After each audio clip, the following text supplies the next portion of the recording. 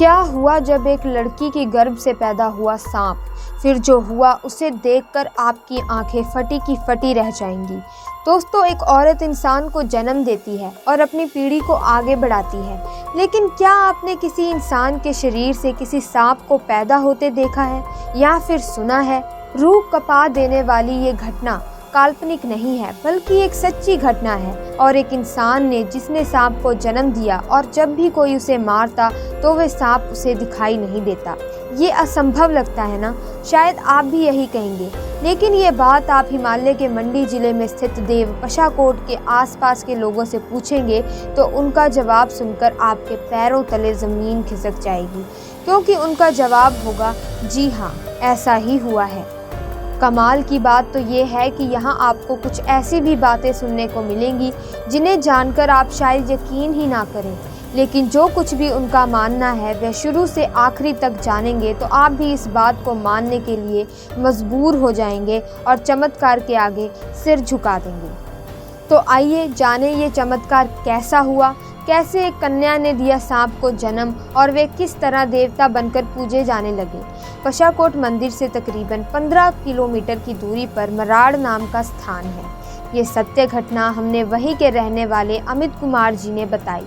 अमित जी बताते हैं कि एक चरवाहे की फैमिली हरियाणा से यहाँ शिफ्ट हुई थी। उनकी बेटी पशुओं को चराने के लिए मराड़ जाने लगी। वहाँ एक सरोवर था। वह जब थक जाती थी तो वहीं बैठ जाती थी। प्यास लगती थी तो उसी सरोवर का जल पी लेती थी, लेकिन हर रोज उसे एक आवाज़ गिर जाऊं सुनाई देती। उसे कुछ समझ नहीं आता। वह पानी पीती और उस आवाज़ को अपना वहम मानकर घर वापस चली जाती।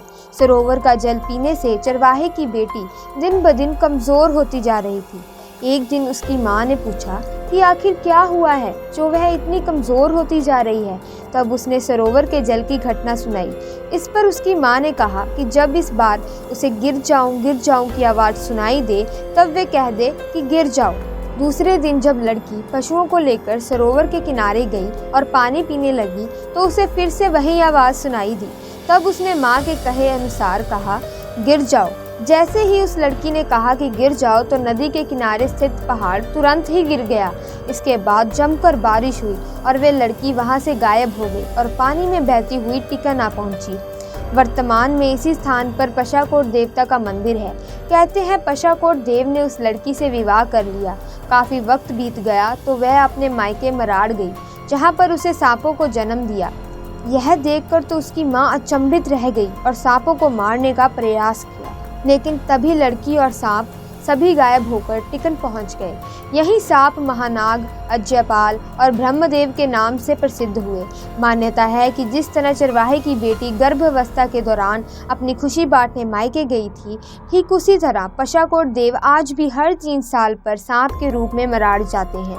कहा जाता है कि वह उसी नदी से होते हुए जाते हैं जहां पर उस चरवाहे की बेटी पानी पीती थी।